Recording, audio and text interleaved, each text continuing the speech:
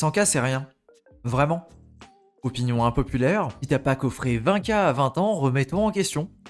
Et ouais, c'est vraiment ce qu'on peut lire sur Twitter ces derniers jours. Alors si t'es un ancien et que t'es là depuis au moins 2021, ça devrait te rappeler un certain tweet. Voilà, c'est ce bonhomme-là. Et lui, son discours, c'était de dire que si t'avais un NFT à moins de 100 000 $ en tant que photo de profil, eh ben ton avis ne comptait pas. Et la réalité, d'après lui, c'était que tu devais travailler plus dur, que tu devais sortir de la cave de ta maman et aller stacker des Ethereum ou des sols. Voilà, voilà. Enfin, ça c'est pour un drama d'un autre temps, on va plutôt s'intéresser à celui du jour. Il faut dire qu'il a vraiment fait du chiffre avec près de 400 000 vues. Alors je sais que c'est le bull run, qu'il y a plein de monde qui fait plein d'argent tout partout, surtout sur Twitter et un petit peu moins dans la réalité, et donc on va venir chercher des chiffres, des vrais chiffres. Pour ça, il me semble que c'est Monsieur Cryptic qui avait passé l'information, c'est qu'on peut trouver des stats très pertinentes sur l'INSEE, et ces stats-là, elles s'appellent Revenus et patrimoine des ménages en 2021. Ouais, désolé, j'ai pas de données plus récentes, mais c'est juste que si tu veux prendre en compte l'inflation, eh ben tu peux rajouter un plus 10 ou un plus 15% aux stats qu'on va voir tout de suite, mais ça changera clairement pas l'ordre de grandeur des choses. Et juste avant de regarder les chiffres, je voudrais préciser 2-3 choses. Ce qui nous intéresse ici, c'est le patrimoine, ou alors comme on pourrait dire en crypto, la fameuse net worth. C'est donc la somme de ce qu'il y a sur les comptes, plus de tous les biens de la personne. Alors je viens de descendre, et effectivement ici j'ai la définition, et c'est le montant total des actifs détenus par un ménage, ce qui fait référence au patrimoine brut juste ici, et donc c'est validé sans prendre en compte la valeur des biens durables, type voiture ou équipement de maison. Concrètement, de ce que je comprends, c'est la somme de ce que la personne a sur son compte en banque, plus ses investissements, plus son immobilier s'il en possède. Et à ça, on va venir soustraire les emprunts. Et ensuite, on parle ici pour un ménage, c'est-à-dire que dans certains cas, ça va être pour une personne seule, et pour d'autres, ça va être pour un couple, ou alors un couple avec des enfants, etc.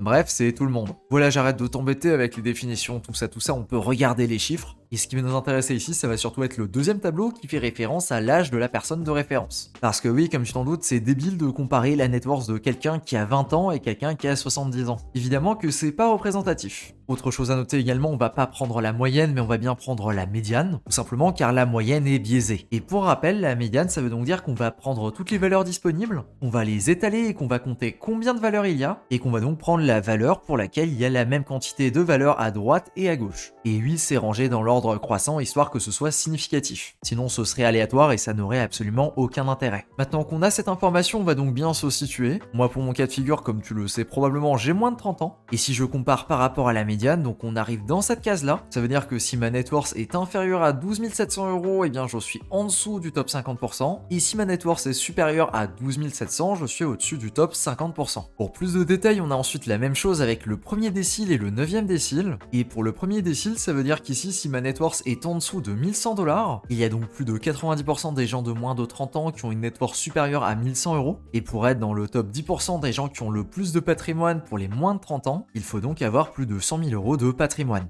Voilà, c'est ça ce que veut dire ces chiffres. Maintenant, si je regarde mes stats sur YouTube, la majorité des gens qui regardent la chaîne ont entre 18 ans et 34 ans, ce qui veut donc dire que quasiment tout le monde se trouve dans la catégorie ici moins de 30 ans. Alors par contre, dans cette donnée, je sais pas s'ils ont inclus les gens qui ont moins de 18 ans parce que c'est vrai que ça pourrait probablement fausser. Mais donc si on reprend ce tweet qui dit 100K c'est vraiment rien, et bien si tu fais partie de la majorité de ma communauté et que tu possèdes plus de 100K €, tu es dans le top 10% des Français du point de vue patrimoine. Voilà, donc c'est absolument pas rien. Et si tu veux une comparaison qui fait encore plus réfléchir, 100 000 € de patrimoine, ça correspond au patrimoine moyen d'une personne entre 40 et 50 ans. Et donc si tu possèdes ça avant 25 ans, tu as autant de patrimoine que la personne moyenne qui a 2 fois plus de vécu que toi. Et à savoir que si tu as moins de 25 ans, dans le meilleur des cas, ça fait 7 ans que tu es actif et que tu essayes d'accumuler de la richesse. Donc vraiment, c'est juste énorme et il faut en avoir conscience. C'est pour ça que je pense que c'est super important de mettre en avant ces chiffres, parce qu'avec le bull run, la crypto et tout ce qu'on fait sur internet, on perd totalement la notion de la valeur de l'argent. Et je me suis même posé la question pour savoir ce qu'on peut acheter en immobilier avec 100 000 $. Donc j'ai regardé autour de chez moi, et avec 100 000 €, tu peux acheter 2 appartements de plus de 50 mètres carrés. Alors évidemment, les gars qui sont de Paris vont me dire, mais non, c'est faux, mais oui, évidemment, ça dépend de là où tu habites, très clairement. Le prix de l'immobilier, tout ça, c'est quand même sacrément variable en fonction de l'endroit là où tu te situes. Et voilà, c'était vraiment juste pour essayer de ramener à la réalité un petit peu tout le monde, parce qu'à force de balancer des centaines, voire des milliers de dollars sur des shitcoins à droite à gauche, eh bien on perd totalement cette notion de l'argent, et je pense également que c'est super important d'être ancré dans la réalité, parce parce qu'on a tous des potes qui galèrent à boucler les fins de mois,